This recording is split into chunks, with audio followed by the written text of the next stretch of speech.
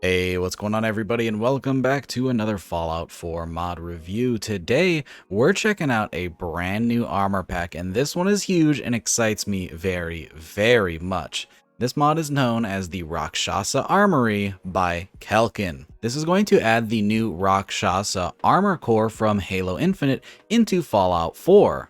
Now, I know my lore-friendly purist viewers aren't going to be super into a Halo mod, but hear me out on this one. The Rakshasa armor core is a Halo armor, no doubt, but it is one of the newer ones that doesn't follow the traditional Halo format. A lot of these armors do just look like advanced military armors and could potentially fit in your Fallout load order, especially if you're running something on the more modern side of things. But let's be honest, if you're downloading this mod, you're probably not a lore-friendly purist, you're just somebody who really enjoys Halo armors or just wants something that looks really cool on your character, and this mod is going to do exactly that. Now, if you're a fan of Halo and a fan of Fallout, you've definitely played with Kelkin's mods before. He's made a handful of the Halo armor mods that are out there, and this one is just as high quality as the rest.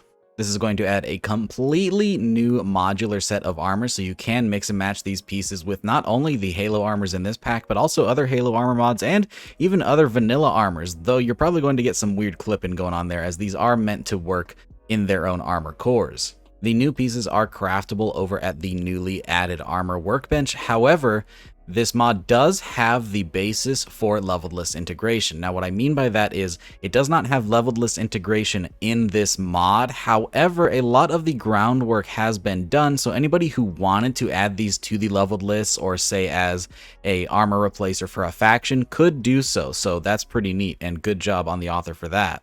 Each of the pieces of armors that you can equip, be it shoulders, knee pads, chest pieces, helmets, etc., has a ton of further customization, including different attachments, color schemes, and even armor upgrades to add a ton of damage resistance to these armors. If you utilize every single armor piece and grab the maximum damage resistance, you're going to be a walking tank, much like the Spartans from Halo. The pure amount of customization is what we're going to spend a lot of our time talking about today, so let's go ahead and head in game and talk about how to get started with this mod and show off some of the really cool stuff that you can do with it. So first things first, when you boot up your game, you're going to want to head over to your nearest settlement and open up the workshop.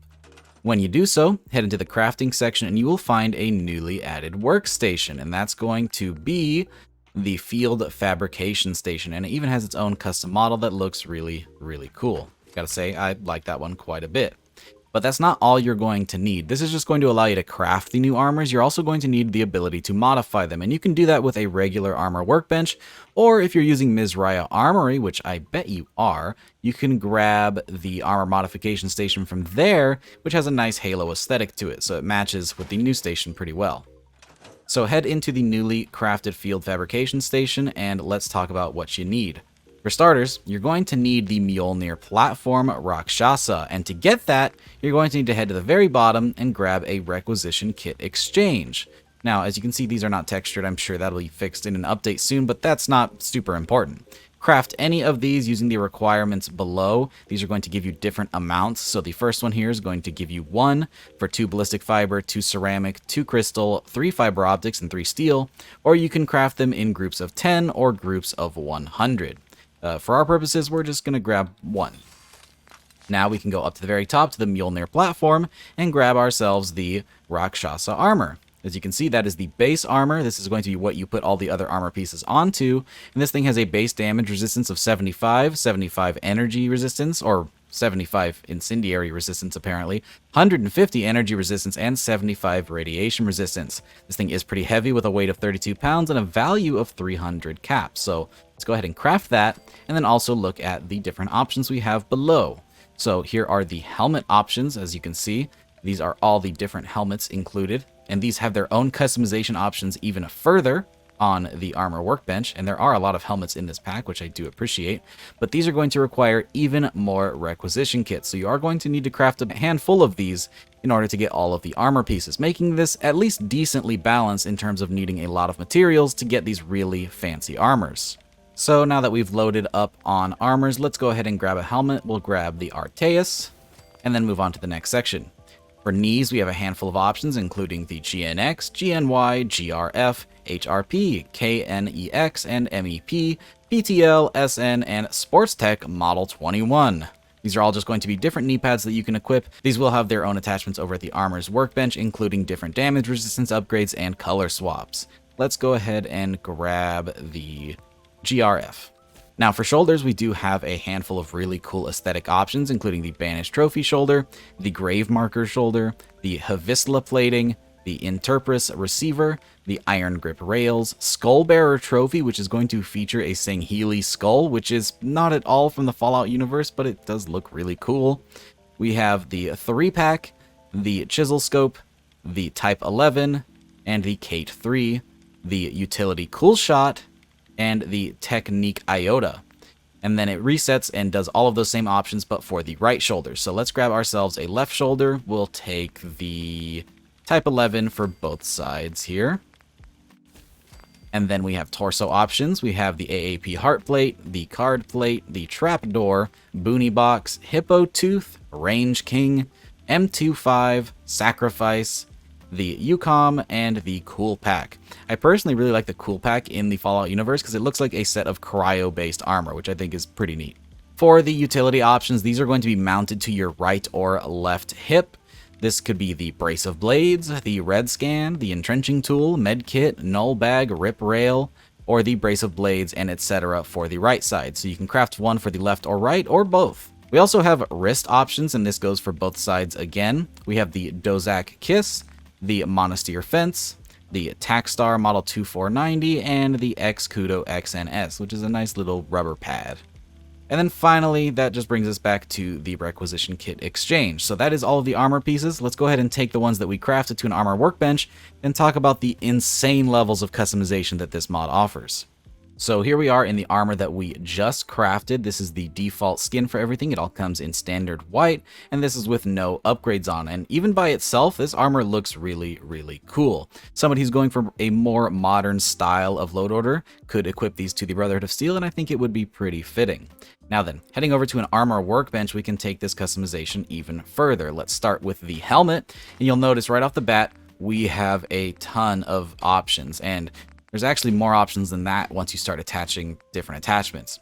Starting with the visor material, you'll see we have a bunch of different colors to choose from with different metallic golds, silvers, purples, reds, blues, anything you could imagine. Let's grab gold, as that's my favorite classic for Halo. Then we have attachments. So we have the attachment left. We have the option for no attachment or the TAS Lantifrid. It's going to add a crazy looking, I don't even know what to call that. It's bizarre. Some sort of a scanner, it looks like.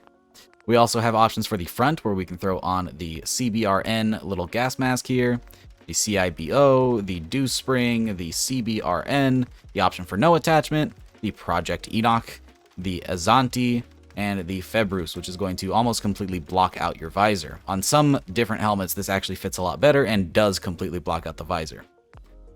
For the attachment top, this is probably my favorite section. We have the Bane here, the Rose Key, which adds a nice little tactical box on top, the Quillhawk, which is a mohawk made out of scrap metal, the Farlight, which is going to be a flashlight on top of your head, the Patton, which is going to be a nice little camera setup, the Pattern Wolf, which is another set of night vision goggles, and then the Sunshade, which is just a sunshade. This is pretty cool though because you can apply colors to it that is separate from the color on your helmet. Let's grab, say, the Patton, as I think that looks really good on this helmet, and that's what was intended for it in actual Halo Infinite. Then we have attachments for the visor. We can throw on a teeth overlay on this helmet, which looks really cool with the visor, so we'll throw that on.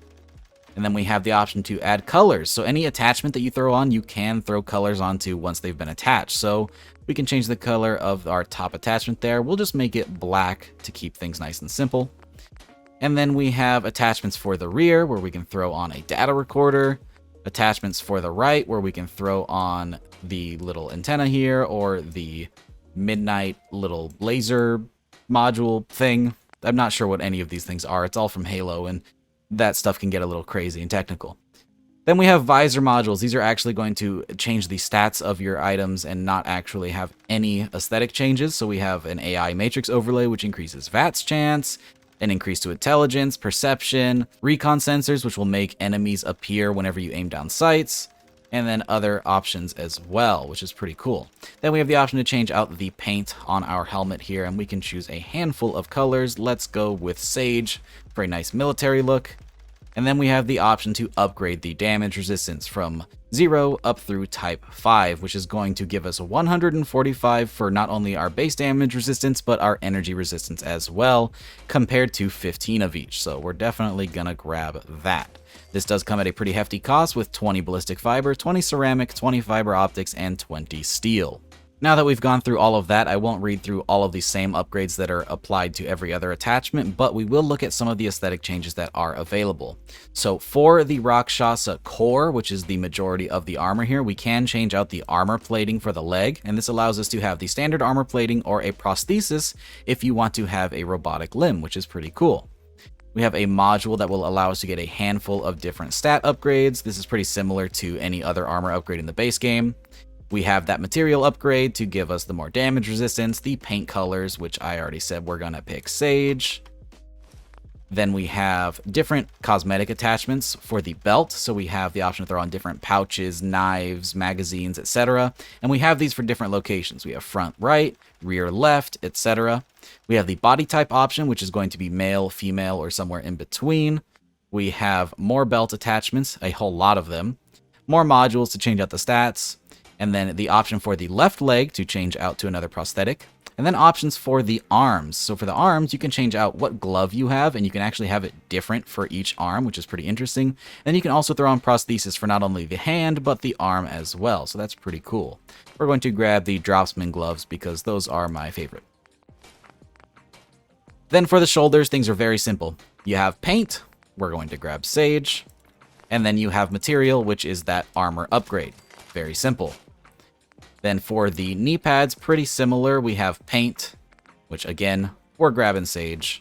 And then the material, which is going to be type 5 for us to get the most damage resistance. And then this one is only true for this particular set of knee pads. We have the option to throw on decals, so we can throw some skulls onto our knee pads. But that, again, is only for these knee pads. The rest of them just have paint and armor.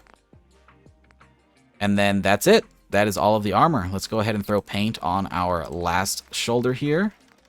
And then give it that nice armor upgrade. And there is our completed armor set. I went for something pretty standard, but you can get really, really crazy with the customization, as I'm sure you saw at the beginning of the video in the B-roll.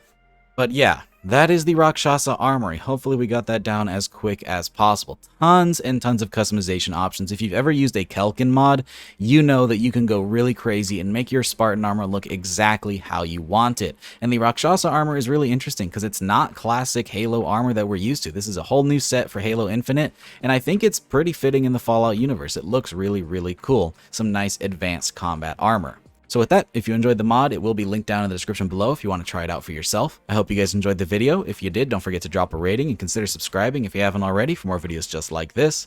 Big shout out to all of my patrons for supporting every single video. And a very special thank you to Captain Chaos, Helljumper, Indecisive Wolf, Jackie Noid, Timmy76, Cushy, Moonlit Gamer, Feed, and Youth RC for joining that Tier 3 Patreon membership. If you want to support the channel on Patreon, you can do so using the link down in the description below, but it is completely optional. Thanks again for watching, guys, and I hope to see you in the next one. Peace!